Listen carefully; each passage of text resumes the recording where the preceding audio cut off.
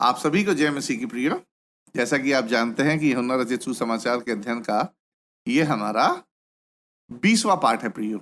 यूहन्ना रचित सुसमाचार का 11वां अध्याय एक नया खंड यानी एक नया सेक्शन शुरू करता है। 11वें अध्याय से पहले तक यीशु लोगों को उपदेश और शिक्षा देते रहे हैं और यहूदी नेताओं के साथ लगातार उनकी बहस प्रियो होती रही है।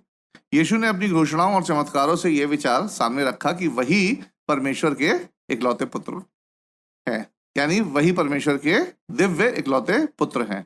इन सब बातों को लेकर यूहन्ना ने यह भी प्रदर्शित किया है कि इन सभी गतिविधियों के परिणाम स्वरूप बड़ी संख्या में लोग यीशु पर विश्वास करने लगे थे और इसके विपरीत कहीं अधिक संख्या में लोगों ने यीशु पर अविश्वास की प्रतिक्रिया जाहिर की। यूहन्ना के सुसमाचार का प्रमुख पैटर्न चक्र को अब तक कई बार दोहराया जा चुका है। ये कौन से चक्र की बात कर रहा हूं प्रियो? जो हमेशा से हमने बात की है, विश्वास और अविश्वास की। 11वें अध्याय से यीशु के दुख का समय यानी पैशन पार्ट, जिसमें दुख, पुनरुत्थान और अंतिम दिनों को संक्षिप्त में संदर्भित किया जा सकता है, निकट आ जाता है। यूहन्ना का सुसमाचार 11वें अध्याय से अब छोटा होना शुरू हो जाता है। छोटे से मतलब ये नहीं कि आयतों में छोटा होना शुरू हो जाता, नहीं, यीशु की जीवनी को अब यूहन्ना ने कंप्रेस करना शुरू कर दिया है। प्रियो, पहले 10 अध्यायों में यूहन्ना लगभग 30 से 33 महीनों की अवधि में घटित होने वाली घटनाओं का वर्णन करता है 10वें अध्याय तक, और 11वें अध्याय से अंतिम अध्याय उन घटनाओं का वर्णन यूहन्ना करता है जो लगभग 2 से 3 महीने में घटित हुई थी। यानी यीशु की पृथ्वी पर अंतिम सेवकाई का वर्णन यूहन्ना 11वें अध्याय के आगे करता है। 11वें अध्याय या इस खंड में, मतलब इस सेक्शन में, यूहन्ना एक शानदार घटना का विस्तार से वर्णन करता है और वो है लाजर। लाजर कौन? जो यीशु का मित्र था, मरियम और मार्था का भाई था, जो बैतनिया में रहता था, का मृत्यु से जिलाना है। सूली पर चढ़ने की घटनाओं के अलावा यह यीशु का अंतिम सार्वजनिक कार्य था। यहां से अब यीशु विशेष रूप से अपने शिष्यों की संगति में प्रिय रहते हैं। इस चमत्कार के साथ यीशु अपनी सार्वजनिक सेवकाई को लगभग यहां समाप्त कर देते हैं सार्वजनिक रूप से। निसंदेह इस घटना के माध्यम से यीशु अपनी दिव्य शक्ति को सबके सामने साबित करते हैं और निकट भविष्य में आने वाली अपनी मृत्यु और पुनरुत्थान का पूर्वालोकन यानी प्रीव्यू प्रदान करते हैं। आइए अब हम अपने सीधे पाठ्य भाग यानी टेक्स्ट में चलते हैं और यूहन्ना रचित सुसमाचार उसका 11वां अध्याय और उसकी 1 से 6 आयतों को पढ़ते हैं, जहां इस प्रकार लिखा है प्रियो। मरियम और उसकी बहन मार्था के गांव बेतनिया का लाजर नामक एक मनुष्य बीमार था। ये वही मरियम थी जिसने प्रभु पर इत्र डालकर उसके पांव को अपने बालों से पोंछा था। इसी का भाई लाजर बीमार था, अतः उसकी बहनों ने उसे कहला भेजा, हे प्रभु, देख, जिससे तू प्रीति रखता है वह बीमार है। यह सुनकर यीशु ने कहा, यह बीमारी मृत्यु की नहीं परंतु परमेश्वर की महिमा के लिए है, कि उसके द्वारा परमेश्वर के पुत्र की महिमा हो। यीशु मार्था और उसकी बहन और लाजर से प्रेम रखता था। फिर भी जब उसने सुना कि वह बीमार है तो जिस स्थान पर वह था वहां 2 दिन और ठहर गया। हमें यह समझना होगा कि यीशु ने जो कुछ भी कहा और किया उसका उद्देश्य लोगों के दिलों में क्या था? विश्वास पैदा करना था। बहुत शीघ्र ही यीशु स्वयं मरने वाला था और यह बात यीशु अच्छी तरह जानता था। इसलिए यीशु अपने शिष्यों के विश्वास को अपनी मृत्यु का सामना करने के लिए तैयार और दृढ़ कर रहे थे। यानी ये अपने शिष्यों को तैयार कर रहे थे ताकि वो यीशु की मृत्यु को बर्दाश्त कर सके, सहन कर सके। यीशु को स्वयं की मृत्यु की प्रियो चिंता नहीं थी, क्योंकि वे पहले इस बात को कह चुके थे कि उन्हें यानी यीशु मसीह को अपनी जान देने का भी अधिकार है और उसे वापस लेने का भी अधिकार है। यूहन्ना 10:18। हालांकि यीशु के शिष्यों को बिना हिम्मत हारे अपने गुरु की मृत्यु का अनुभव करने के लिए क्या थी? मदद की जरूरत थी। इसलिए यह चमत्कार कौन सा वाला? लाजर को जिलाने वाला, केवल नए शिष्यों में विश्वास पैदा करने के लिए नहीं था प्रियो, परंतु यह चमत्कार सामने मौजूदा शिष्यों के विश्वास को मजबूत करने के लिए भी था, जो प्रेरित लोग थे उनको भी मजबूत करने के लिए था। वास्तविकता तो ये है कि इस खंड में यानी सेक्शन का संबंध स्वयं लाजर की तुलना में लाजर की मृत्यु पर शिष्यों की प्रतिक्रिया के लिए ज्यादा महत्वपूर्ण था। यूहन्ना ने लाजर के जी उठने की घटना को प्रियो 4 भागों में विभाजित किया है, डिवाइड किया है, जिसमें लाजर की मृत्यु पर 4 लोगों की प्रतिक्रिया यूहन्ना ने दिखाई है। आइए हम इन प्रतिक्रियाओं पर नजर डाल लेते हैं। तो पहली प्रतिक्रिया किसकी थी? प्रेरितों की। और हम यहाँ यूहन्ना रचित सुसमाचार का 11वें अध्याय की 7 और 8वीं आयत को यहाँ पढ़ते हैं, जहाँ इस प्रकार लिखा है। इसके बाद उसने चेलों से कहा, आओ हम फिर यहूदिया को चलें। चेलों ने उससे कहा, हे रब्बी, अभी तो यहूदी तुझ पर पथरवाह करना चाहते थे, और क्या तू फिर भी वहीं जाता है? यहां प्रेरितों ने लाजर की मृत्यु पर उतना ध्यान नहीं दिया था जितना वे यीशु और स्वयं की मृत्यु के खतरे पर दे रहे थे, कि यदि वे उस अशांत क्षेत्र में दोबारा जाते हैं जहां से वे अभी अभी बाल बाल बचकर निकले थे, तो उन्हें फिर से मृत्यु के भय का सामना करना पड़ेगा। हम 9वीं और 10वीं आयत को भी यहां पढ़ेंगे। यीशु ने उत्तर दिया, क्या दिन के 12 घंटे नहीं होते? यदि कोई दिन में चले तो ठोकर नहीं खाता, क्योंकि इस जगत का उजाला देखता है, परंतु यदि कोई रात में चले तो ठोकर खाता है, क्योंकि उसमें प्रकाश नहीं। प्रिय, यीशु उन्हें यह समझाकर आश्वस्त करते हैं कि उनकी यानी प्रेरितों की सुरक्षा उनके विरोधियों की ताकत से नहीं मापी जा सकती, बल्कि इस बात से मापी जाती है कि वे किसके पक्ष में हैं, किसके पक्ष में खड़े हैं। यीशु उजाला है, वही सही मार्ग की गारंटी देता है। यीशु जहां भी होता है वहां दिन मतलब उजाला पैदा हो जाता है, और उजाले में यानी दिन में मार्ग साफ दिखाई देता है, जहां बिना ठोकर खाए का मतलब सुरक्षा से बिना ठोकर खाए चला जा सकता है। यीशु के साथ रहना सुरक्षित रहना है और ठोकर नहीं खाना है, चाहे मार्ग कितना भी कठिन क्यों ना हो। यीशु के विरोधी क्या है? रात का अंधेरा है। उनकी योजनाएं विफल हो जाएंगी, क्योंकि यीशु का समय निर्धारित था। प्रियो, वो परमेश्वर की ओर से बिल्कुल निर्धारित था, वे अब तक नहीं आया था। यीशु के विरोधी इसलिए विफल नहीं होंगे क्योंकि वे ताकत, पहुंच और योजना में कमजोर थे, बल्कि इसके विपरीत वो ताकत, योजना और रसूखदार थे प्रियो। परंतु इसलिए विफल होंगे क्योंकि वे गलत पक्ष पर खड़े थे, गलत पक्ष में थे वो यीशु के विरोध में। अब 11वीं और 12वीं आयत को भी पढ़ेंगे। उसने ये बातें कही और इसके बाद उनसे कहने लगा, हमारा मित्र लाजर सो गया है, परंतु मैं उसे जगाने जाता हूं। तब चेलों ने उससे कहा, हे प्रभु, यदि वह सो गया है तो स्वस्थ हो जाएगा।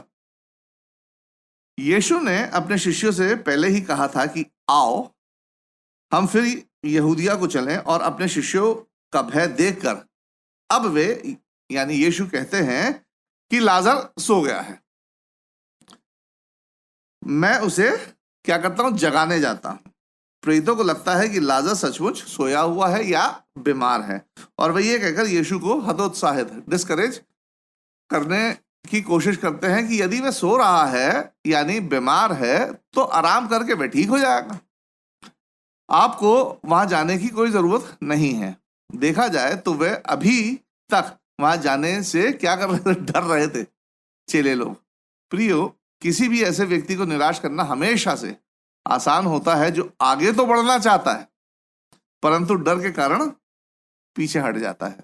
कई बार हम अपने जीवन में डर के कारण किसी भी प्रस्ताव को खो बैठते हैं और अपने साथी को भी उस प्रस्ताव यानी उस इनिशिएटिव के लिए मना करते हैं, और ये सोचते हैं कि कहीं यदि हमारा साथी उस प्रस्ताव के लिए आगे बढ़ेगा तो उसके साथ हमें भी आगे बढ़ना पड़ेगा। ऐसे ही कुछ शिष्यों के साथ था।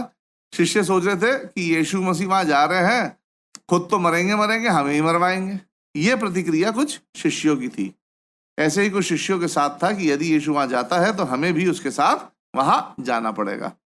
हम 13 से 15वीं आयत को पढ़ेंगे, जहां इस प्रकार लिखा है, यीशु ने तो उसकी मृत्यु के विषय में कहा था, परंतु वे समझे कि उसने नींद से सो जाने के विषय में कहा। तब यीशु ने उनसे साफ साफ कह दिया, लाजर मर गया है और मैं तुम्हारे कारण आनंदित हूं कि मैं वहां ना था, जिससे तुम विश्वास करो, परंतु अब आओ हम उसके पास चलें। यहां यीशु स्पष्ट रूप से कह देते हैं कि लाजर मर चुका है। यीशु इस तथ्य पर भी अपनी खुशी व्यक्त करते हैं कि परमेश्वर ने परिस्थितियों को इस तरीके से तैयार किया है कि यीशु अपने शिष्यों की आंखों के सामने एक ऐसा महान चमत्कार करेगा जिससे उनके विश्वास में बढ़ोतरी होगी और वे यीशु के पक्ष में रहकर मोटिवेट होंगे, प्रोत्साहित होंगे। एक बार फिर यीशु ये कहकर उनके विश्वास और साहस को प्रोत्साहित करता है कि अब आओ हम उसके पास चलते हैं। हम 16वीं आयत को पढ़ेंगे।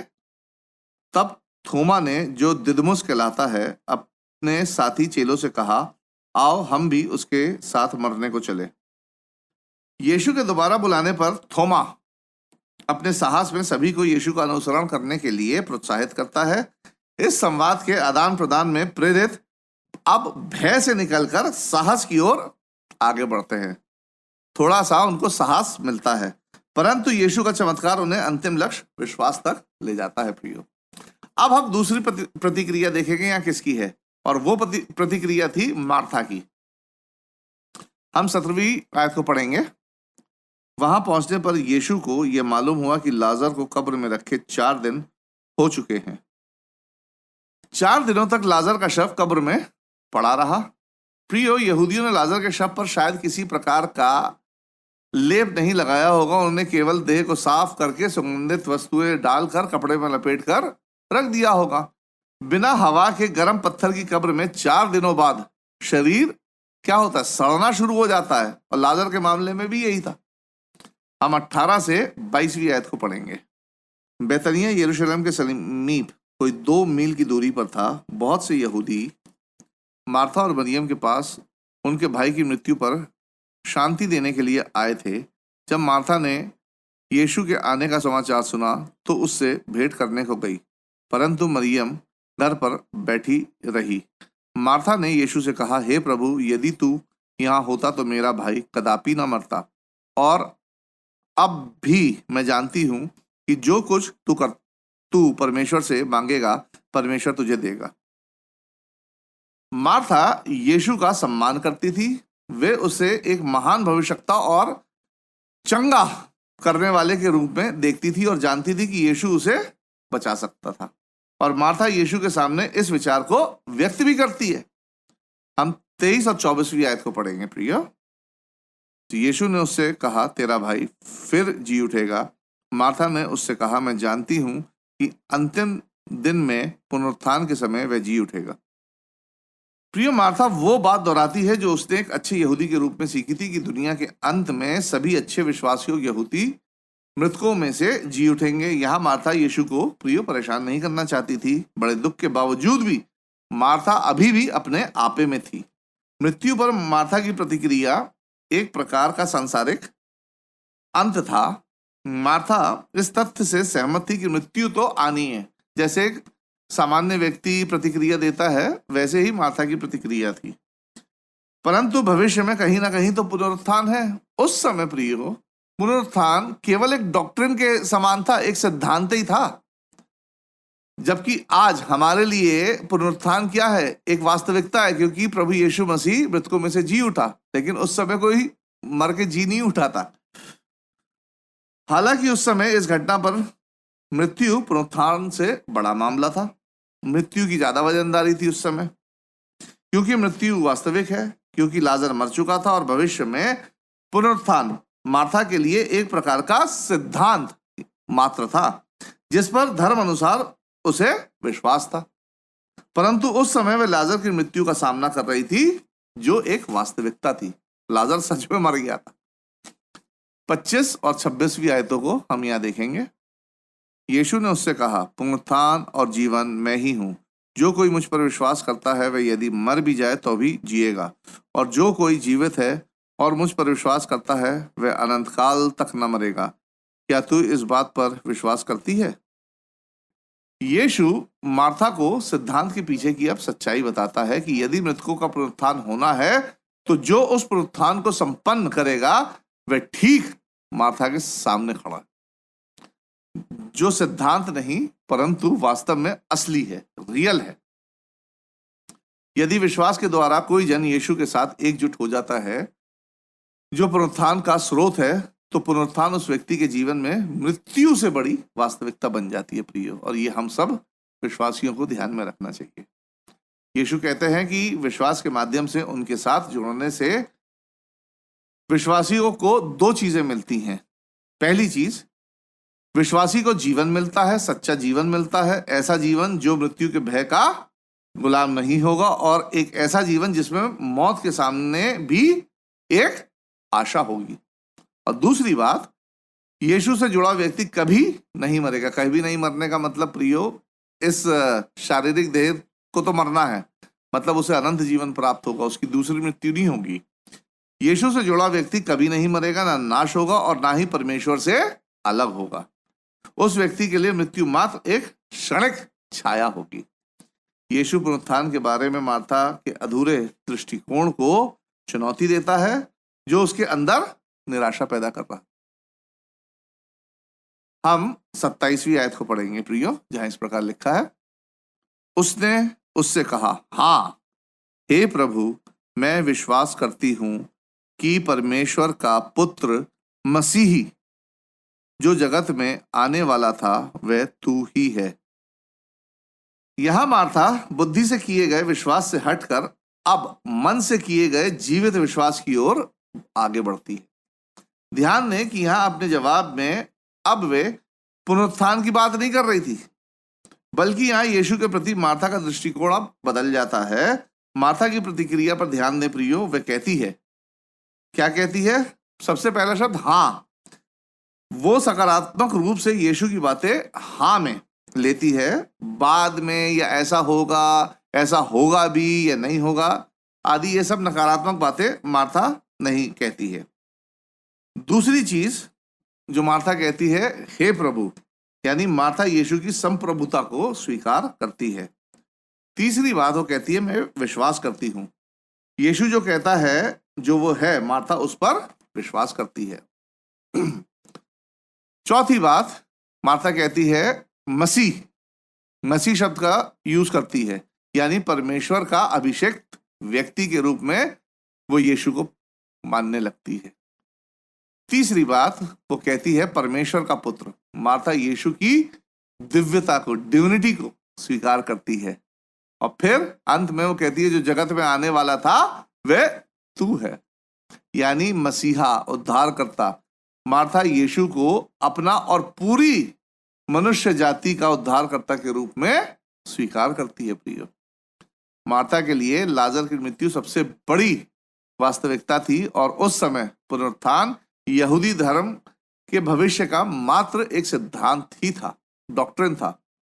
यीशु के जवाब से मार्था को तसल्ली मिलती है। यीशु मार्था का ध्यान मृत्यु और भविष्य के पुनरुत्थान से हटाकर स्वयं पर, यानी यीशु मसीह अपने ऊपर केंद्रित करते हैं, क्योंकि यीशु ही वो एकमात्र जन है जो मौत के दैनिक आतंक के बावजूद मार्था को सच्चा जीवन प्रिय दे सकता था, और हमें भी, मार्था ही को नहीं, सबको सच्चा जीवन यीशु मसीह दे सकता है। साथ ही अनंत जीवन भी यीशु मसीह दे सकता है, और अनंत जीवन का पूर्ण आश्वासन भी यीशु मसीह ही दे सकता है, ना कि भविष्य के अस्पष्ट वादे।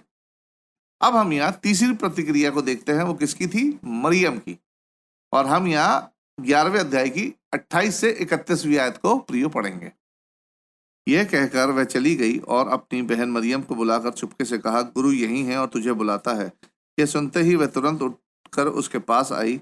यीशु अभी गांव में नहीं पहुंचा था, परंतु उसी स्थान में था जहां मार्था ने उससे भेंट की थी। तब जो यहूदी उसके साथ घर में थे और उसे शांति दे रहे थे, ये देखकर कि मरियम तुरंत उठ के बाहर गई है, यह समझे कि वह कब्र पर रोने को जाती है, तो उसके पीछे हो लिए। मार्था मरियम को बुलाकर यीशु के पास भेजती है, और अन्य लोग भी मरियम के साथ पीछे पीछे हो लेते। हम 32 से 33वीं आयत का पहला भाग पढ़ेंगे प्रिय। जब मरियम वहां पहुंची जहां यीशु था, तो उसे देखते ही उसके पांव पर गिर पड़ी और कहा, हे प्रभु, यदि तू यहाँ होता तो मेरा भाई ना मरता। जब यीशु ने उसको और उन यहूदियों को जो उसके साथ आए थे रोते देखा। यहां भी यीशु के प्रति मरियम की भी प्रतिक्रिया मार्था ही के जैसी थी, परंतु अपने भाई की मृत्यु पर उसकी प्रतिक्रिया मार्था जैसी नहीं थी, परंतु असामान्य थी, बहुत दुखी और काफी टूटी हुई। कई मृत्यु में देखते हैं ना कि कई लोग असामान्य टाइप के हो जाते हैं, चिल्लाते हैं, रोते रहते हैं और बहुत ही ज्यादा दुखी हो जाते हैं। कुछ लोग अपने आपे में रहते हैं। तो मरियम की जो थी वो यहाँ असामान्य वाली प्रतिक्रिया थी। हम आगे पढ़ना अपना जारी रखेंगे और 33वीं आयत का दूसरा भाग से 37वीं आयत तक हम यहाँ पढ़ेंगे प्रिय। तो आत्मा में बहुत ही उदास और व्याकुल हुआ और कहा, तुमने उसे कहाँ रखा है? उन्होंने उससे कहा, हे प्रभु, चल कर देख ले। यीशु रोया। तब यहूदी कहने लगे, देखो वह उससे कितना प्रेम रखता था। परंतु उनमें से कुछ ने कहा, क्या यह जिसने अंधे की आंखें खोली यह भी ना कर सका कि यह मनुष्य ना मरता? यहां ध्यान दें कि मरियम के प्रति यीशु की प्रारंभिक प्रतिक्रिया उनकी अपनी मानवीय भावना थी। यीशु मसीह एक मानव भी था प्रियो, परमेश्वर के पुत्र के अलावा वो मानव रूप लिए था। तो उनकी प्रारंभिक प्रतिक्रिया मानवीय थी, उदास और व्याकुल होना आदि। यीशु रोया। प्रियो, ये पहली बार नहीं था जब यीशु रोया था। इससे पहले यीशु यरूशलेम के लिए रोया था, क्योंकि यरूशलेम ने यीशु को अस्वीकार कर दिया था। लूका 13:34। और ये आखिरी बार भी नहीं था कि यीशु रोया, क्योंकि अपनी मृत्यु से पहले यीशु बगीचे में भी रोया था। इब्रानियों 5:7। मुझे लगता है कि यीशु ने यहाँ एक मनुष्य होने के नाते इस तरह की प्रतिक्रिया व्यक्त की जैसे दुख के साथ आम मनुष्य व्यक्त करता है। कैसे? किसी दूसरे की परेशानी और दुख पर भावुक होना, इमोशनल होना। पाप और शैतान के भयानक परिणामों का सामना। क्या है पाप और शैतान के भयानक परिणाम? मृत्यु। मृत्यु का सामना करने पर भावनात्मक और आत्मिक बेचैनी और अशांति का अनुभव करना और दुख में शारीरिक भाव को प्रकट करना। यहां एक दुख पर मरियम और यीशु दोनों के द्वारा एक लाजमी मानवीय प्रतिक्रिया व्यक्त की गई थी, जो हर कोई एक मृत्यु पर करता है, परंतु यीशु दिव्य भी थे प्रियो। इसलिए अगली कुछ आयतों में यीशु दर्शाते हैं कि एक परमेश्वर मृत्यु पर कैसी प्रतिक्रिया देता है। अब हम यहाँ चौथी प्रतिक्रिया को देखेंगे। वो किसकी थी? यीशु मसीह की। हम 38 से 40वीं आयत को प्रियो पढ़ना जारी रखेंगे। यीशु मन में फिर बहुत ही उदास होकर कब्र पर आया। वह एक गुफा थी और एक पत्थर उस पर रखा था। यीशु ने कहा, पत्थर हटाओ। उस मरे हुए की बहन मार्था उससे कहने लगी, हे प्रभु, उसमें से अब तो दुर्गंध आती है, क्योंकि उसे मरे 4 दिन हो चुके हैं। यीशु ने उससे कहा, क्या मैंने तुझसे नहीं कहा था कि यदि तू विश्वास करेगी तो परमेश्वर की महिमा को देखेगी? यहां एक बार फिर मार्था का विश्वास कमजोर हो जाता है, क्योंकि एक बार फिर उसका सामना मृत्यु की सच्चाई से हो रहा था। वो क्या है? दुर्गंध, जो पुनरुत्थान की वास्तविकता से अधिक महसूस की जा सकती है। मृत्यु के बाद शरीर सड़ता है, उसमें से बदबू आने लगती है, वास्तविकता है प्रियो। प्रियो, ये हमारे रोजमर्रा के जीवन का भी सच है कि मृत्यु हमेशा पुनरुत्थान से अधिक प्रभावशाली और अधिक वास्तविक लगती है। ये हर आदमी को लगता है प्रियो। यीशु मार्था के विश्वास को और दृढ़ करने के लिए उसे प्रोत्साहित करते हैं। प्रियो, ये हमारे जीवन का भी सच है कि यीशु, पवित्र आत्मा, वचन और कलीसिया हमें पुनरुत्थान के लिए प्रोत्साहित करते रहते हैं, परंतु हमारे लिए पुनरुत्थान से अधिक मृत्यु का आतंक हम में बना रहता है। प्रियो, ये मृत्यु का आतंक और भय जो गैर विश्वासी है उनमें सबसे ज्यादा देखा जाता है, परंतु हम विश्वासियों में भी आजकल देखा जाता है। लेकिन हम विश्वासियों के पास एक आश्वासन है, इसलिए हमें मृत्यु का भय नहीं रखना चाहिए, बल्कि हमें खुश होना चाहिए कि ये हमारा अनंत जीवन की शुरुआत है। हम एक दूसरे आयाम में चले जाते हैं प्रियो, जो हमारे सांसारिक और आत्मिक दोनों जीवन में बेचैनी बनाए रहता है। कौन? क्या? मृत्यु का आतंक। और अशांति और व्याकुलता हमारे जीवन में उत्पन्न करता है, मृत्यु का आतंक। हम 41 और 42 वर्सेस को भी पढ़ेंगे। तब उन्होंने उस पत्थर को हटाया। यीशु ने आंखें उठाकर कहा, हे पिता, मैं तेरा धन्यवाद करता हूं कि तूने मेरी सुन ली है। मैं जानता था कि तू सदा मेरी सुनता है, परंतु जो भीड़ आसपास खड़ी है उनके कारण मैंने यह कहा, जिससे कि वह विश्वास करें कि तूने मुझे भेजा है। यीशु आसपास के लोगों को यह दिखाने के लिए जोर से प्रार्थना करता है कि वह जो चमत्कार अब करने जा रहा है वह परमेश्वर की ओर से है, और वह सब भी इस बात की पुष्टि कर सके कि यीशु भी परमेश्वर की ओर से ही भेजा गया है। साथ ही यीशु सबको यह भी दिखाना चाहता था कि परमेश्वर मृत्यु पर कैसी प्रतिक्रिया देता है।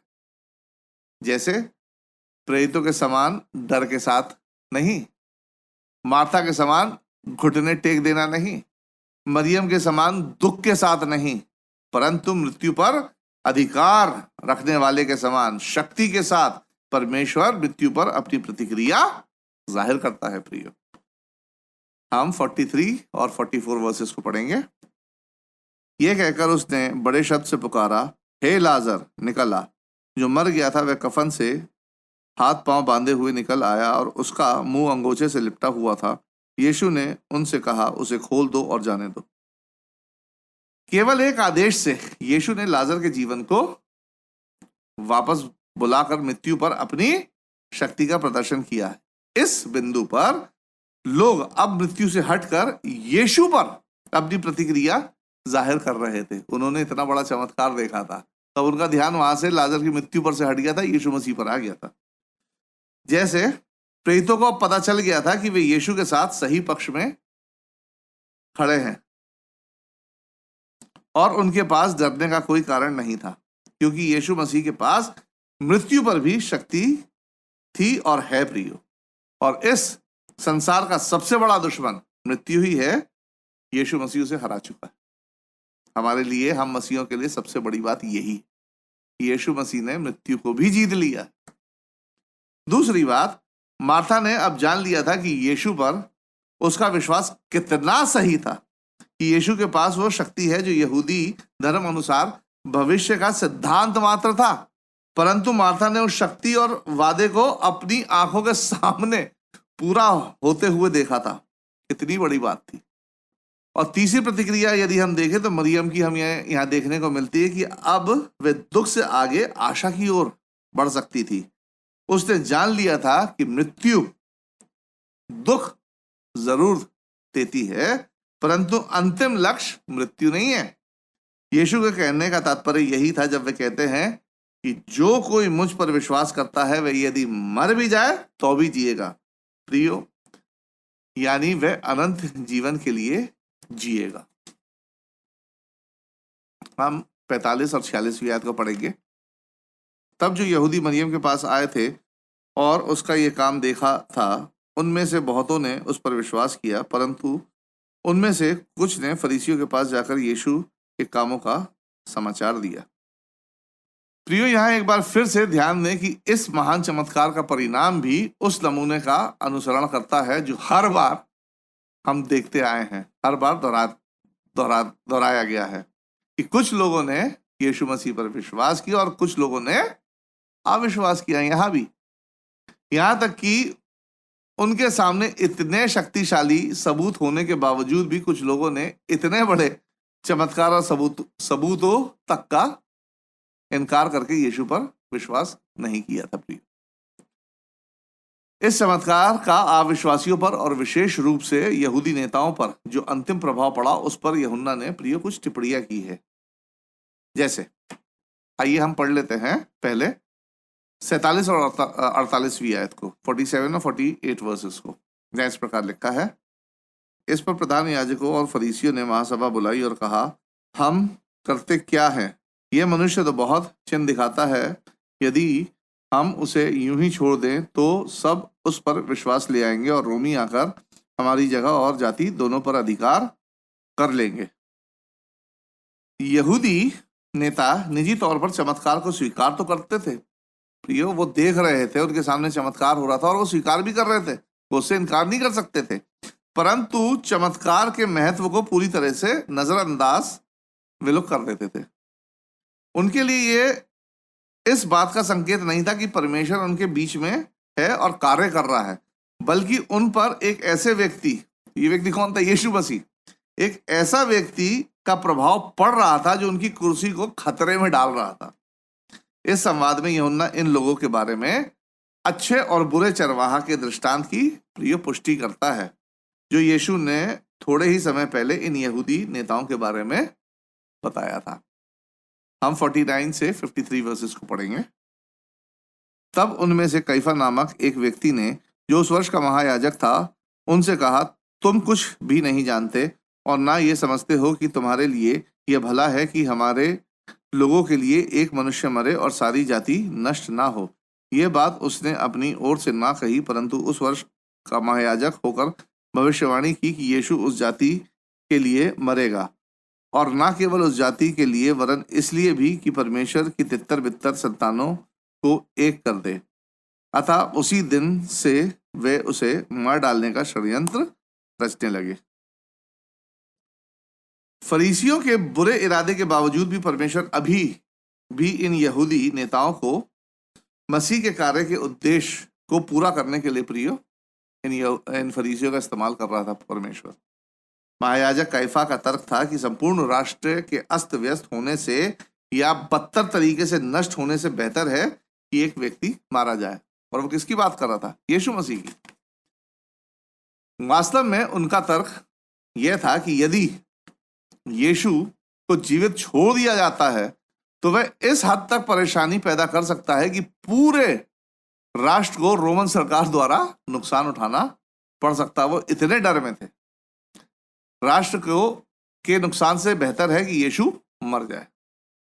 यह तर्क कैफा परिषदों के मन पर विजय पाने के लिए देता है, ताकि वे भी उसके साथ यीशु को नष्ट करने की साजिश में शामिल हो सके। यूहन्ना बताता है कि भले ही कैफा ने एक बुरे उद्देश्य से ऐसा कहा था, परंतु परमेश्वर वास्तव में उसके द्वारा एक भविष्यवाणी करवा रहा था। प्रिय, परमेश्वर के उद्देश्य के अनुसार यीशु न केवल इजराइल राष्ट्र को बचाने के लिए भेजा गया था, बल्कि इजराइल के बाहर रहने वाले यहूदियों को, जो विदेश में तितर बितर होकर रह रहे थे, और अन्य जातियों को बचाने के लिए भी प्रियो भेजा गया था। यूहन्ना बताता है कि अपनी सारी शक्ति और चालाकी के साथ भी यहूदी नेता परमेश्वर और यीशु के साथ उसकी अंतिम योजना को मात देने में सक्षम नहीं थे। हम आखिरी आयतों को पढ़ लेंगे 54 से 57 वर्सेस को, जहां इस प्रकार लिखा है, इसलिए यीशु उस समय से यहूदियों में प्रकट होकर ना फिरा, परंतु वहां से जंगल के निकटवर्ती प्रदेश के इफ्राइम नामक एक नगर को चला गया और अपने चेलों के साथ वहीं रहने लगा। यहूदियों का फसह पर्व निकट था और बहुत से लोग फसह से पहले देहात से यरूशलेम को गए कि अपने आप को शुद्ध करें। अतः वे यीशु को ढूंढने लगे और मंदिर में खड़े होकर आपस में कहने लगे, तुम क्या सोचते हो, क्या वह पर्व में नहीं आएगा? प्रधान याजकों और फरीसियों ने यह आदेश दे रखा था कि यदि कोई यह जाने कि यीशु कहाँ है तो बताए, ताकि वे उसे पकड़ सके। चूंकि प्रभु यीशु को इनकी योजनाओं के बारे में पता था और क्योंकि यीशु अपने नियमित समय और शर्तों पर मृत्यु तक जाना चाहता था, यीशु मसीह का समय बिल्कुल निर्धारित था कि उसको कब जाना है, ना कि यहूदी नेताओं की शर्तों पर यीशु मसीह जाना चाहता था। इसलिए यीशु एक सुरक्षित जगह के लिए शहर छोड़ देता है। प्रियो, यीशु आमतौर पर महत्वपूर्ण पर्वों के दौरान मंदिर में उपदेश देते हुए पाया जाता था, जब यरूशलेम में बहुत से लोग होते थे। जैसे ही फसह का सबसे महत्वपूर्ण पर्व, फसह का पर्व सबसे महत्वपूर्ण पर्व माना जाता था, जैसे ही फसह का सबसे महत्वपूर्ण पर्व दस्तक देता है, जिस समय लोगों की काफी भीड़ वहां यरूशलेम में रहती थी, तब लोगों को आश्चर्य होने लगा था कि क्या यीशु पिछले वर्ष की तरह उस समय भी वहां आएगा भी या नहीं आएगा। अंतिम कुछ आयतों में यूहन्ना यीशु के अंतिम दिनों का मंच तैयार करता है, जहां यहूदियों ने पहले से ही यीशु को मारने का प्रिय फैसला कर लिया था। अब बस उन्हें किस चीज का इंतजार था? फैसला तो हो गया था कि यीशु को अब वो मार डालेंगे, बस अब यहूदी नेताओं के पास यीशु को पकड़ने के केवल अवसर ही की कमी थी। वो सिर्फ अब अवसर देख रहे थे, फैसला हो चुका था। तो प्रियो, ये पाठ यहीं समाप्त होता है। आने वाले पाठ के लिए हमेशा की तरह आपके पास पठन कार्य है, रीडिंग असाइनमेंट है, और वो है यूहन्ना रचित सुसमाचार, उसका 12वां अध्याय, उसकी 1 से 50 आयतें। तो अगले पाठ के साथ आपके सामने फिर दोबारा हाजिर होऊंगा। तब तक मुझे राजीव लैम्बर्ट की तरफ से आप सभी लोगों को जय मसीह।